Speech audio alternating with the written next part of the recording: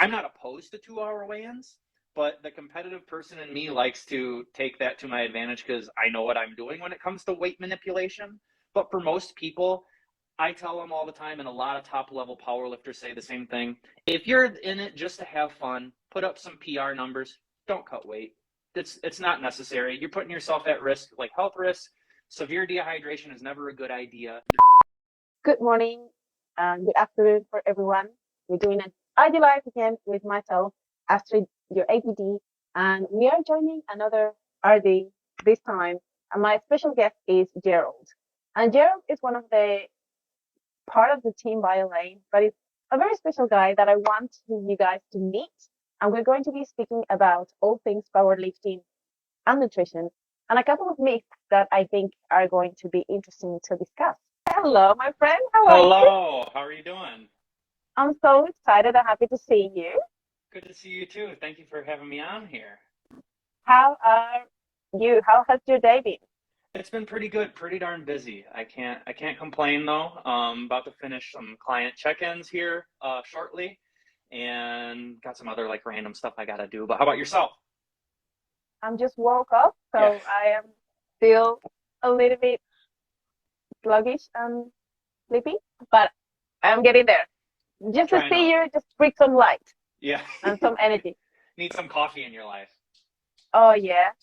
Okay, so today we're talking all things powerlifting and nutrition and how nutrition can benefit or impact your performance and your preparation, your physical preparation leading to a meet. But before we actually go into powerlifting, what is a bit of Gerald's story? What made you be or choose the path that you have chosen? Why you do what you do, and why nutrition? Yeah, good question. So I originally wanted to be a chef actually. Um, Okay. I grew up around food, watching Food Network, loved food. Um, it's been a big influence in my life. And so growing up, I was not the healthiest person in the world, didn't really understand like the nutrition science or the health benefits or why nutrition and exercise was really important. So I struggled with my weight, struggled with my own health and confidence and things like that. So it wasn't really until after high school. I went to high school and took a bunch of culinary courses, and that was my big game plan. Was I was going to go get a business degree and then go to culinary school. There's a really well-known culinary school pretty locally from where I live and grew up. So my goal was to get a business degree, go to culinary school, and then maybe open up my own restaurant, be a head chef somewhere, something like that. But along that whole process and journey, I lost a bunch of weight, started learning about nutrition, and really got hooked and found out that you could do this for a living and be a dietitian. I didn't know a dietitian was a thing, but Okay.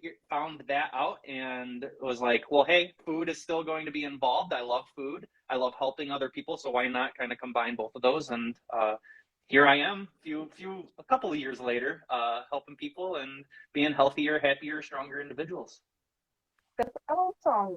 And what made you choose powerlifting? Great question. So I was a cardio bunny actually starting off. I was a big basketball player, loved basketball, lost a lot of my weight when I first started getting into nutrition and fitness by just playing basketball, running a little bit here and there. And then I realized like I was skin and bones. I didn't really like lift a lot of weights. Didn't have a lot of muscle on me, and girls like muscle, right? They like some meat on their guys' bones too. So obviously, it was a little bit of vanity in there, trying to attract some females, but also I wanted to look good. I wanted to be strong. I wanted to feel good. And so I had some buddies at the time that were bigger into like the bodybuilding and things like that. And so they took me along, started training with them, really, really enjoyed it. And so started getting a little bit more serious with the weight training, doing more bodybuilding stuff at the start. And then I found Dr. Layne Norton's PH3 program on the bodybuilding.com forums. And so that was kind of a really cool, healthy mix of powerlifting and hypertrophy training. And so you did like those main compound lifts, squat, bench, deadlift, but then you did like hypertrophy work after, almost kind of like power building. Included some BFR, blood flow restriction, in there too, which I really loved nerding out on. And so then I was like, oh, getting strong is really fun. Like this powerlifting thing seems really cool. And so then I started doing more powerlifting specific programming and powerlifting training and started doing some meets and stuff like that. So, Layne has been a huge influence in my nutrition goals and my career field, but also from a powerlifting perspective too. So me and a couple of my buddies actually did that PH3 program, loved it. We got strong because we really didn't know what we were doing when it came to powerlifting programming.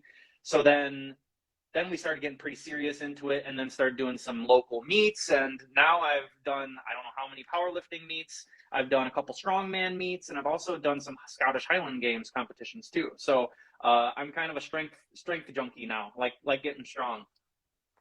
And when you do it, when you mentioned that you did a couple of powerlifting meets, first of all, let's start from the very beginning. What powerlifting is, because maybe we just see that word everywhere, but maybe a lot of people don't really know what that involves.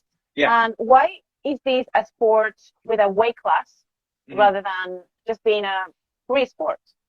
Good questions. Yeah. So a lot of times we get this all the time. I chat with people and we talk about fitness and things like that, and say like, oh, I'm prepping for a powerlifting meet, or I'm doing like that, and they're like, oh, is that when you like wear a Speedo and flex on stage, or is that where you push the thing over your head? And so it's funny because that's either like bodybuilding or physique shows or competitions, or like weightlifting, which it's a little different. So powerlifting is a sport of the squat, bench, and deadlift. And so you have 3 attempts with all 3 of those movements.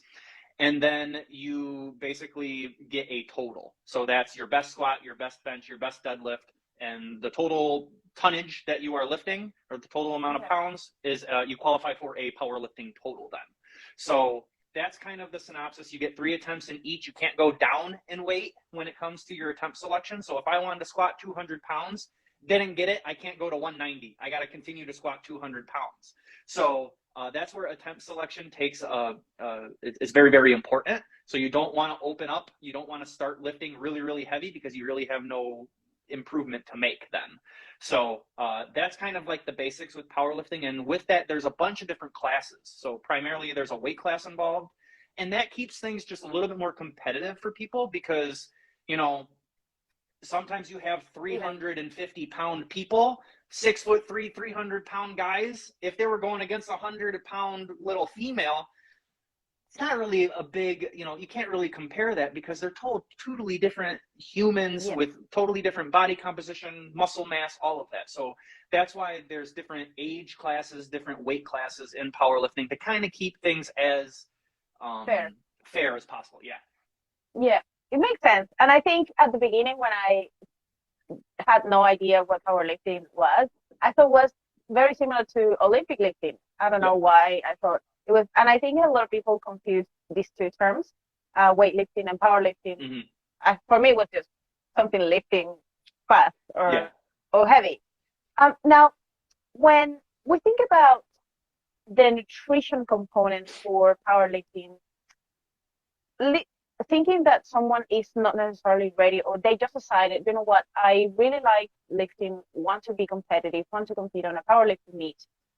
What is there, when you think about the meets as well, are they different in terms of how they happen or when they happen, or are they all pretty much set up very similar? Like when you think about bodybuilding shows, they usually are on Saturday.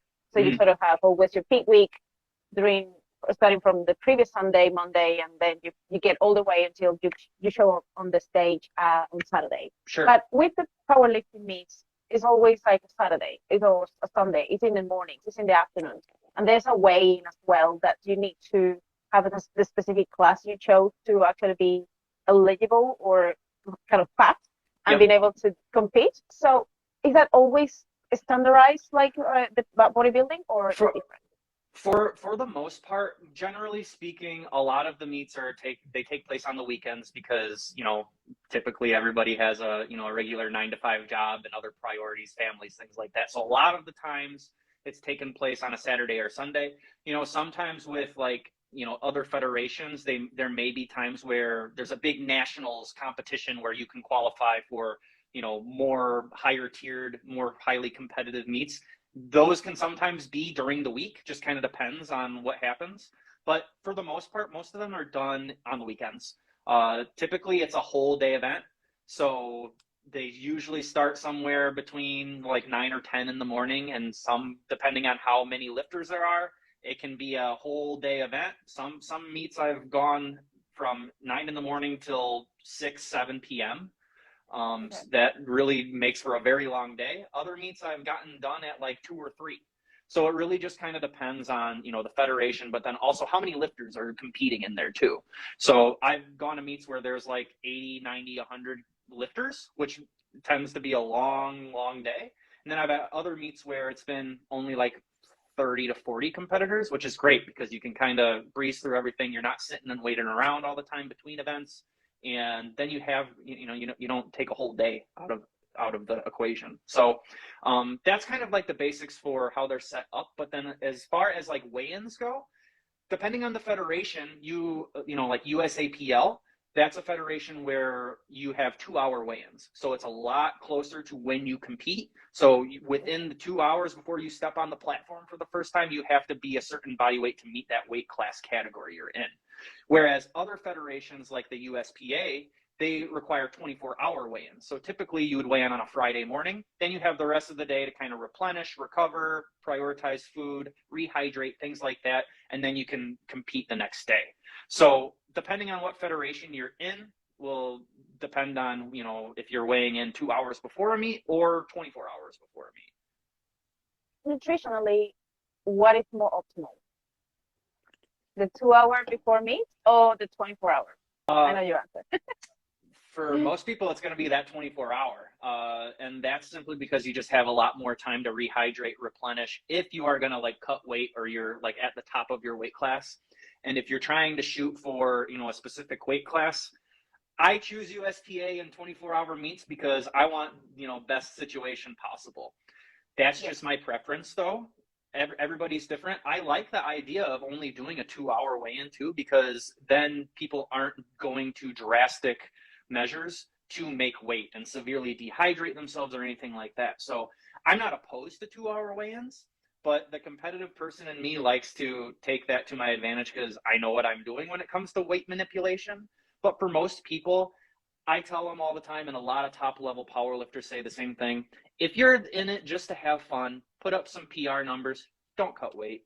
It's not necessary. You're putting yourself at risk, like health risks. Severe dehydration is never a good idea.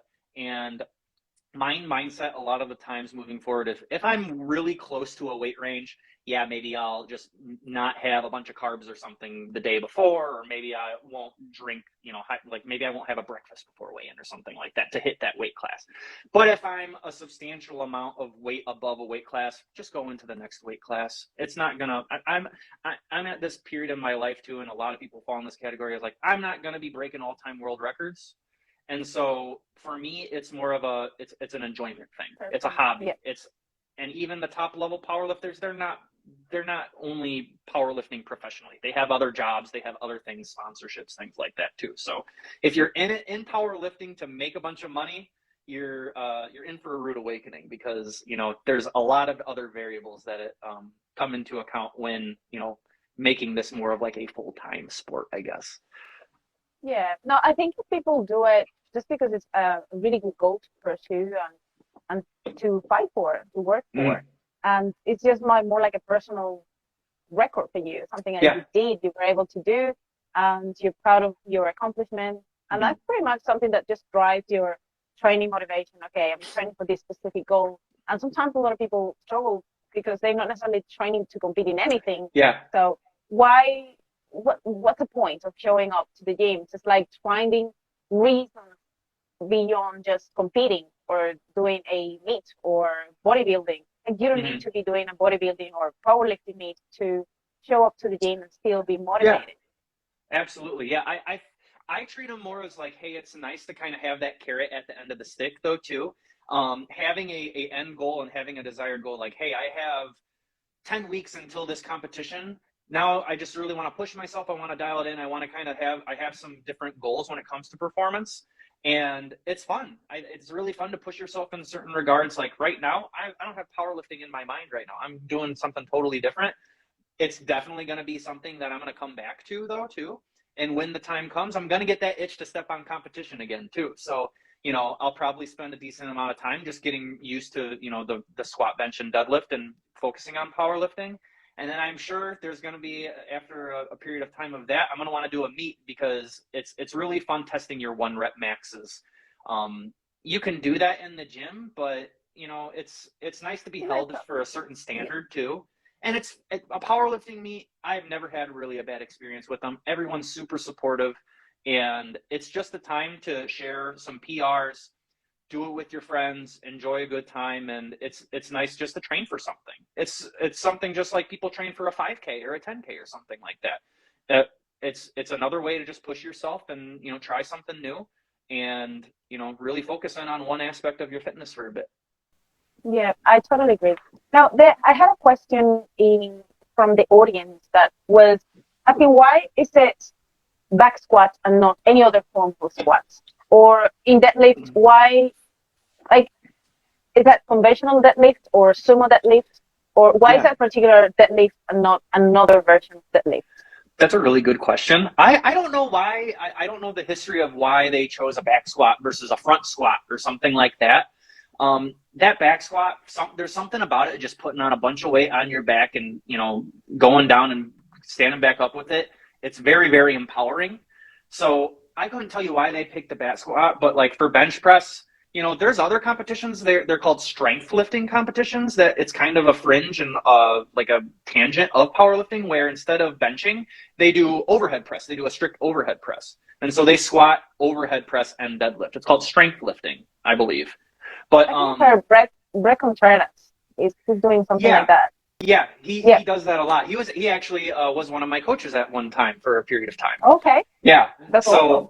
I'm not sure why they picked the bench press. I think the overhead press is really fun to kind of push too. I love that one. Yeah. And then as far as deadlift goes, you can do either, conventional deadlift where your hands are outside of your knees.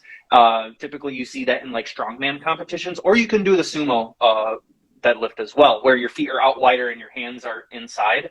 And then there's a lot of variation between there. There's, people like Ed Cohn, very, very famous, probably the greatest powerlifter to ever live. He does kind of like a hybrid mix where he's not super duper wide in his stance, but he's not conventional either. They call it kind of like a frog stance, or like an in-between stance.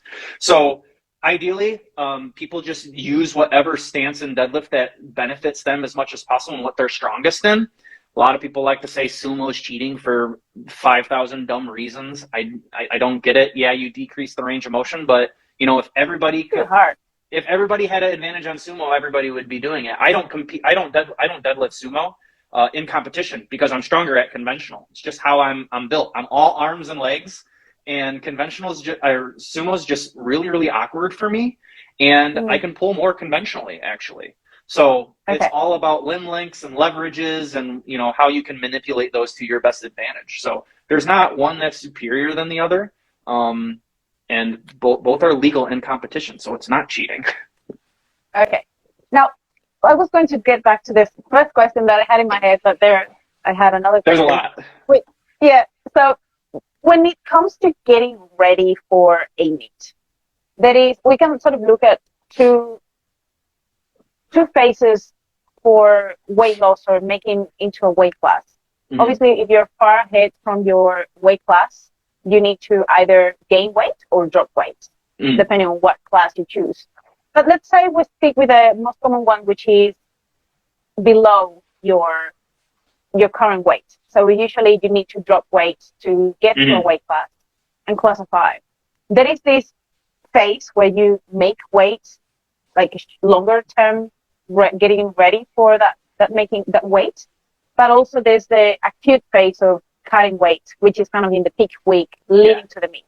And they are different because we're thinking about perhaps fat loss versus weight loss in these two scenarios. So let's talk a little bit more about these two differences. Why is it more important to do a proper fat loss phase and not just a random, quick, fast weight loss diet in this long preparation phase?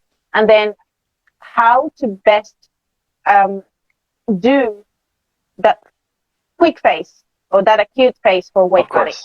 Perfect. Yeah. So Ideally, in like the best like case scenario, I would get a client or someone coming to me like months before a competition.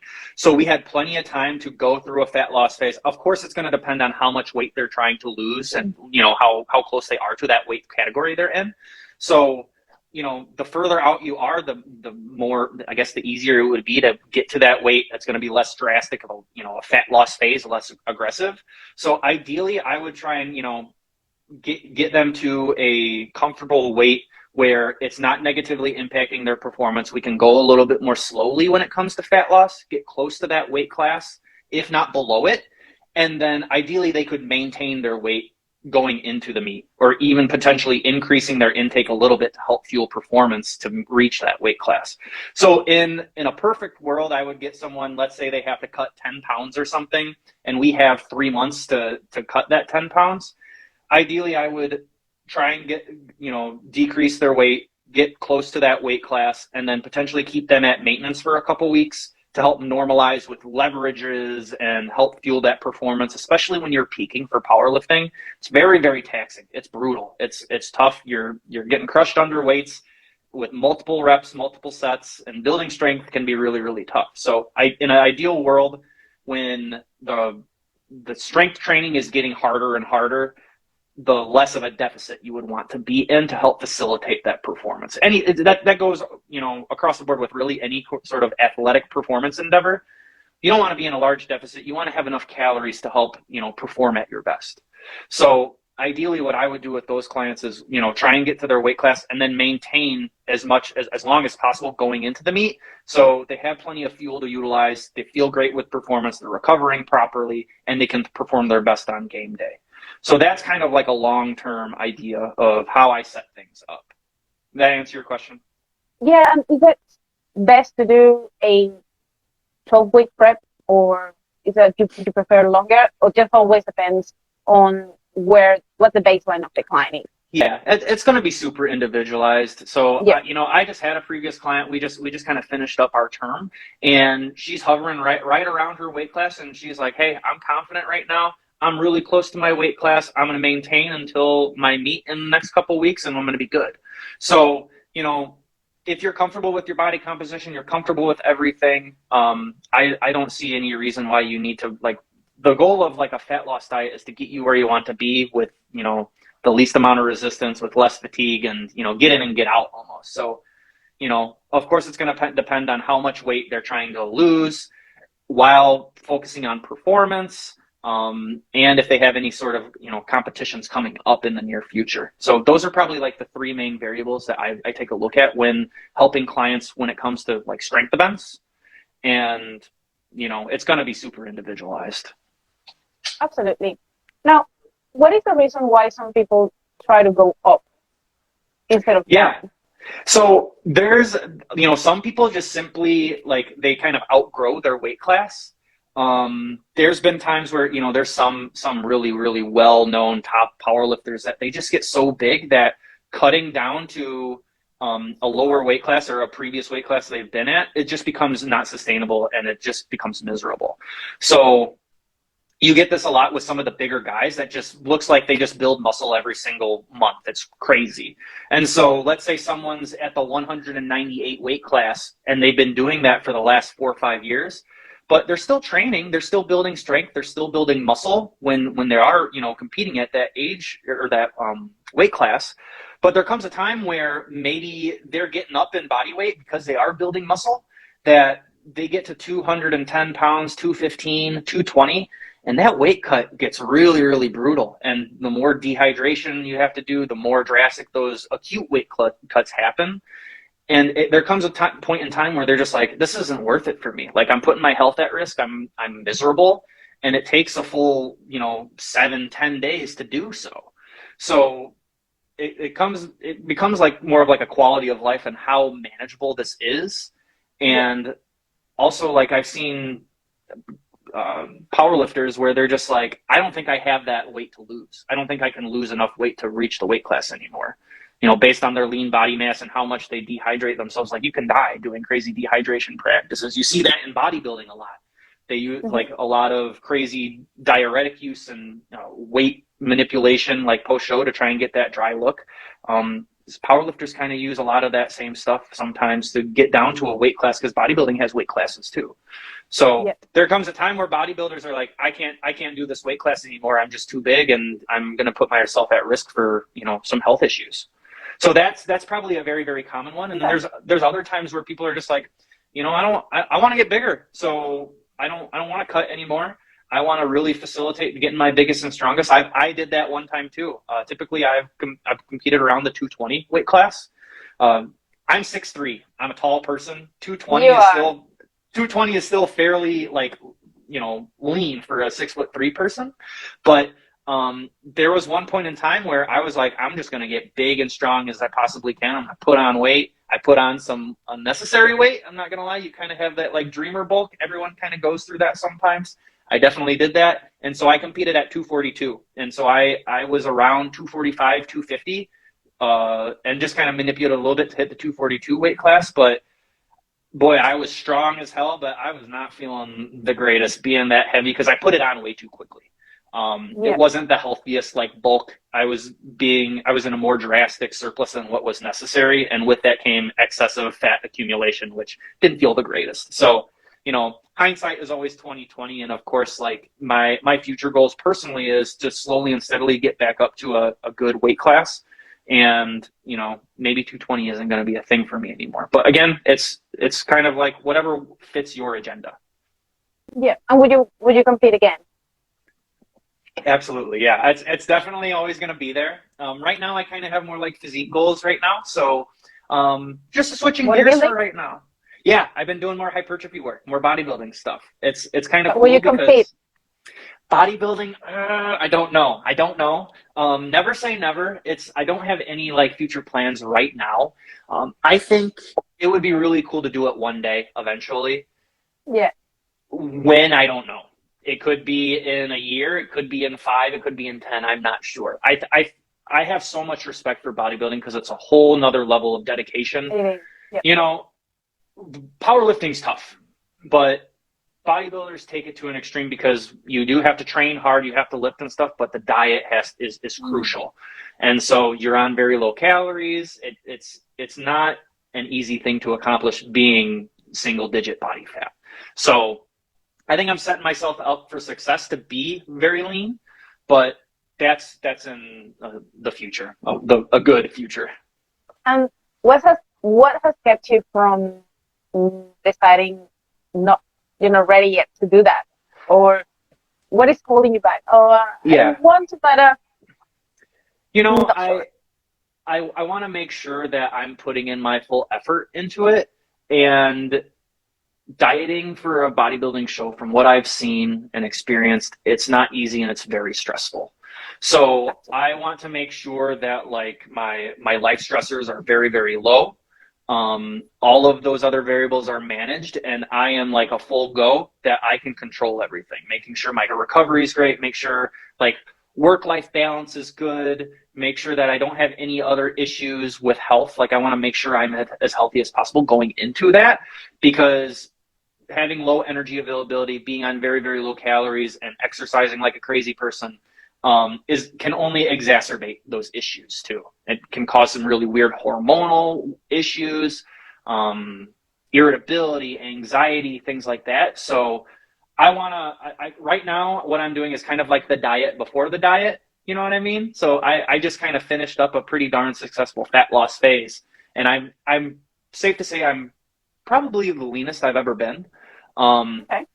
Not as lean as what I want to be, though. Of course, you're your own worst critic, right? So right now, I just kind of want to maintain, enjoy life. I got some stuff going on in the near future. Some life events are happening, so I want to enjoy it and maintain my body composition right now, and kind of make that assessment when the time comes of, okay, I think everything else has calmed down. I can give this a full go if a bodybuilding thing is in the future.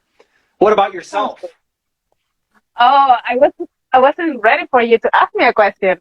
Okay, I want to, but I have pretty much the same stance as you in terms of knowing that you want to get in the right time when things are the stars are aligned and everything is better. It's perfect because it is definitely a very challenging.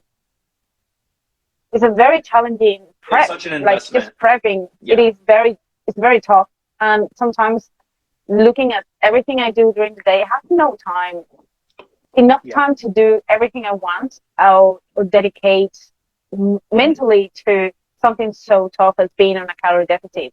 On Mm-hmm. top of that, my background and in my past, I had a very strong eating disorder, Yeah. leading into my, like, I was so focused on my body and my weight, and it was very obsessive. And I just feel like I don't want. I know I'm very aware Mm-hmm.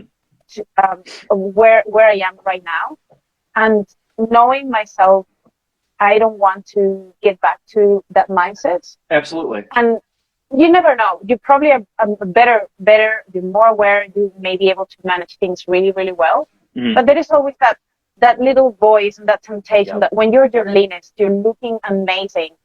Mm-hmm. It is really difficult for you to not get hung up on wanting to be that lean. Mm-hmm. Um, and get obsessed about I don't want to lose all of these that I've worked so hard for, because Yeah. it's not just like you get there that easy. You have to work really hard to get there.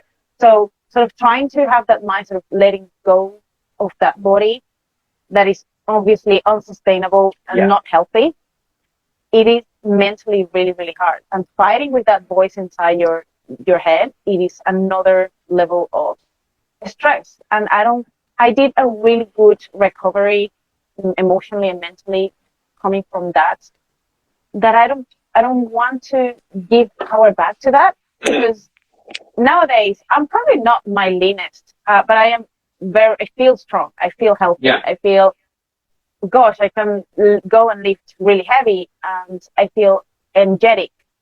And Yeah. maybe I'm not my leanest, but when I see my body, I'm like, oh, it's not too bad. You're I like what I you're see. strong as heck. I've seen you train. You're a beast.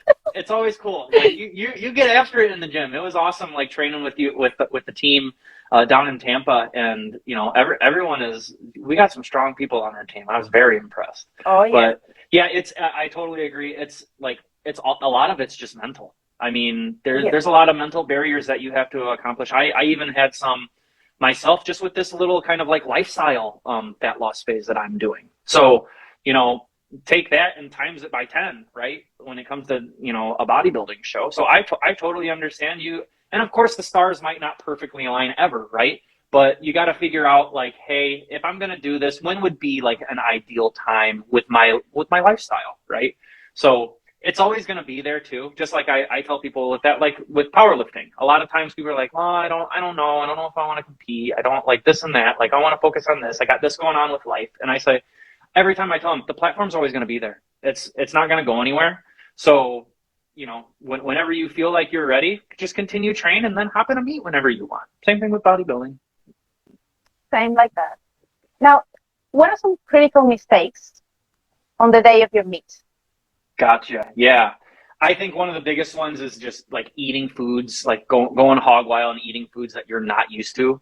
Especially if you're like cutting weight or something like that. Sometimes people really they like idolize this like post weigh in like chips and candy and cookies and all this crazy stuff, and they go out to eat and they try new foods and all this stuff. In reality, it could be causing more issues. You're kind of putting yourself at risk for foodborne illness, if you're having foods that you're not used to and you typically weren't kind of like on whatever plan you were doing. Put yourself at risk for some GI discomfort, some diarrhea, some GI upset, things like that. So the last thing you want to do when you're on a powerlifting platform is poop yourself or vomit, right? So Yeah, that's probably like the one of the most important things I say is like just stick with foods that you are similar, like you're familiar with, and that that's going to digest well and settle well with your stomach. So that would be probably a main one. I think a lot of people like they go straight to like after weigh-ins, they go to straight to the greasy foods. They don't properly hydrate. So I think hydrating is the biggest one. Going into a meet is, a lot of people just focus on the food and they're not well hydrated too. Of course, food is hydrating, but we want to make sure we're drinking water and electrolytes and things like that too.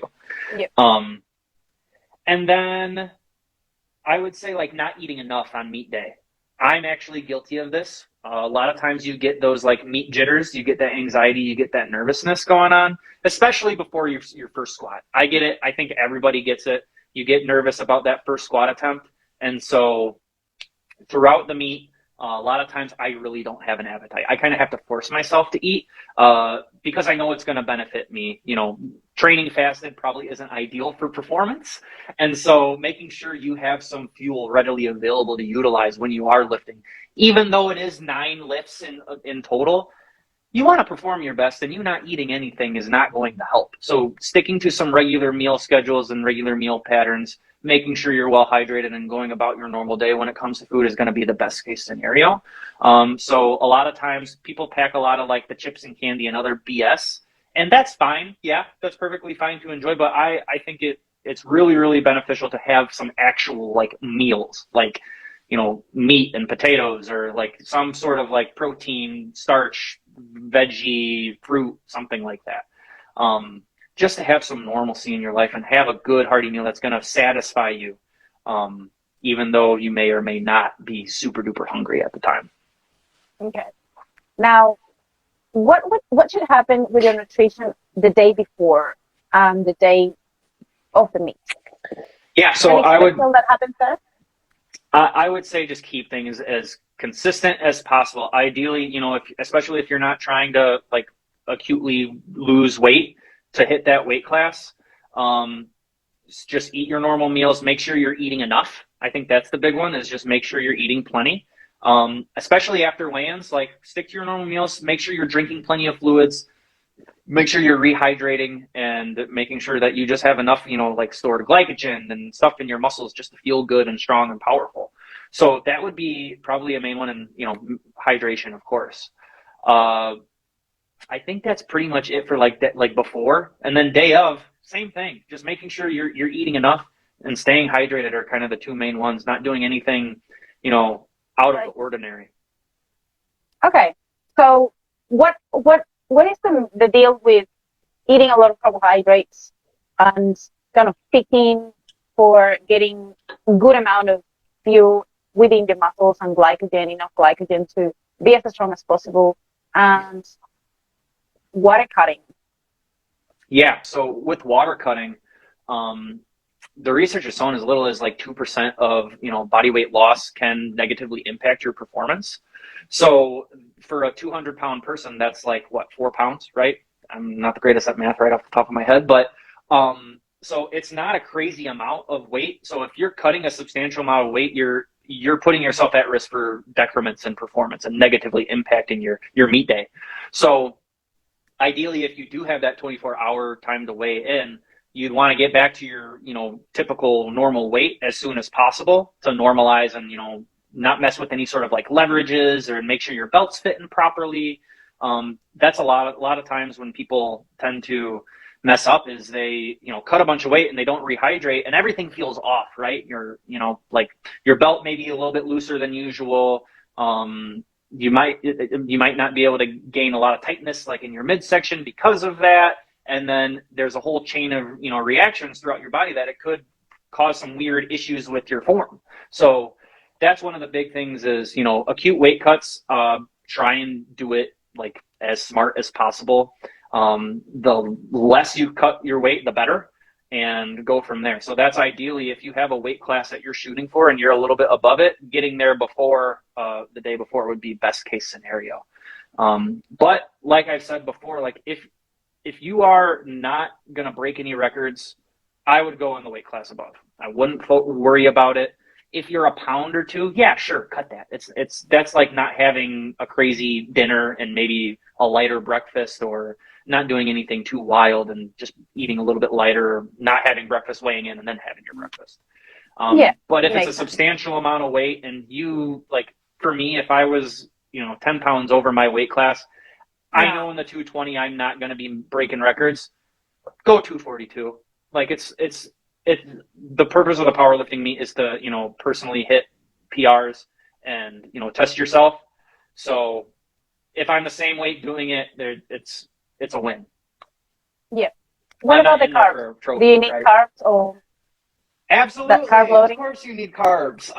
So Carbs are our best friend for performance, especially in that anaerobic type sports. Carbohydrates are the primary fuel you're going to utilize. So that's going to be that instant, fuel source that we want to utilize when lifting weights. And so making sure you have adequate amount of carbohydrates is going to be a good idea. Do you need to eat an all carbohydrate diet before? Probably don't need to go that crazy and just like stuff yourself with 1,000 grams of carbs pre-meat. If you have a normal meal and a decent, modest amount of carbohydrates going into the powerlifting meet and you're sticking with your normal routine, you're going to be fine. I don't think you need to change anything drastically because you're going to be at risk for, even like excessively bloating, which could cause weird leverages, issues, and stuff like that too. So ultimately, it's going to be up to you, but making sure you have adequate carbohydrates is going to be best case scenario, and that's individualized per person. That's way different. My carbohydrate intake is going to be different from yours because we're different people and we have different goals and we have different body weights and different, things and preferences. So I would just try and, don't go low. Obviously, like cut all your carbs a couple days before because that's not going to help you.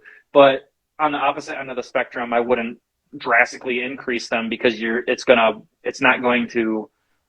be like a point of like diminishing returns, right? You're having an extra 500 grams of carbs isn't going to put another 10 pounds on there's no like linear correlation with, carbs and strength or anything like that. Yeah, no, totally agree. Now, let's go to a rapid overrated, underrated. Okay. I love this one. So obviously you would say it is overrated or underrated and sort of give me a little bit of a why you would choose that answer. The first one is dieting all the way into a meet overrated or underrated? I'd say overrated. That's my question. That's my answer. And I think that, you're putting yourself at risk for the various, complications that I mentioned before is, messing around with your leverages, messing around with not having enough fuel to perform your best. Those are probably the two primary ones that are going to put you at risk for not lifting the most amount of weight in a powerlifting meet. So ideally, the more you can be more at like maintenance or even eating up into a meet, the better for performance purposes too. That's why I picked overrated for that one. Yeah, and I think as well, like you can perform much better when you have more fuel or when you're not in diets, in a deficit. Yeah. Like I say my lifts now that I sort of eating a little bit more around maintenance and slightly surplus. And like, man, I feel strong and I can actually hit higher weights that usually I wouldn't feel like hitting when I am on a deficit. Yeah. So I think it puts you in a much better place to get stronger and just feel more empowered to go and lift heavier. I think that is one strong reason. You're in that anabolic environment, being at maintenance or in a slight surplus. You have all of those resources around you to help facilitate muscle and strength building. It's like trying to, I kind of use this analogy a lot when people are like, I want to build muscle, what should I do? And I say, you gotta be eating enough. When, if you're trying to build a house and it takes 4,000 bricks to build that house, but you only have 3,000, the house ain't going to be looking too great, right? It's not going to be very structurally sound and you're not going to be able to build it up to its truest, fullest potential. So that's why, the fuel, the energy, the calories are those bricks. If you don't have enough of them, you're not going to have the nicest, prettiest, strongest house. I love that analogy. Now let's move to the next one. Distribution of calories throughout the day when you're getting ready for a meet. Is it over or underrated? I'm going with underrated for this one. And because when it comes to like fueling, when you're an athlete, you want to try to have fuel readily available throughout the entire day and not do anything crazy. If you don't eat breakfast and you don't eat, early lunch or anything like that, and you don't have anything in your stomach, you don't have a lot of fuel readily available, probably not going to be the best for your performance.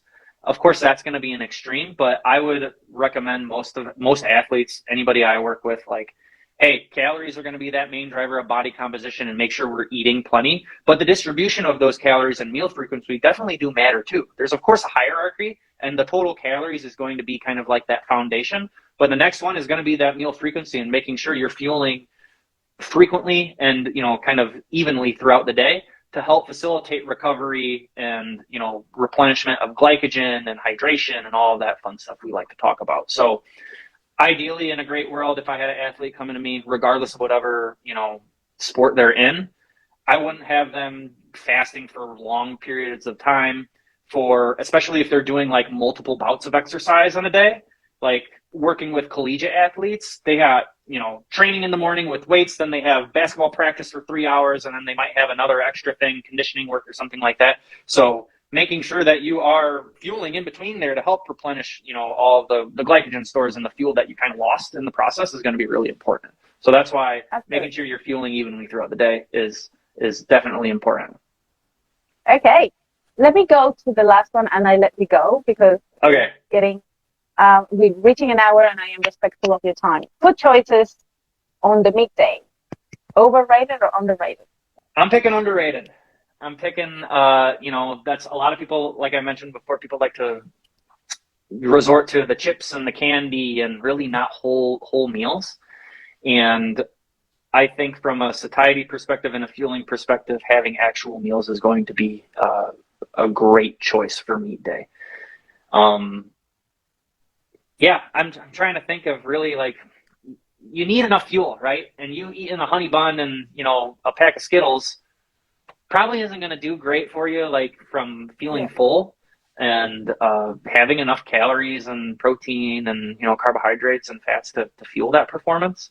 So even though a lot of times myself personally, I don't get super duper hungry, having some actual like decent sized meals, like actual meals, is going to be best case scenario.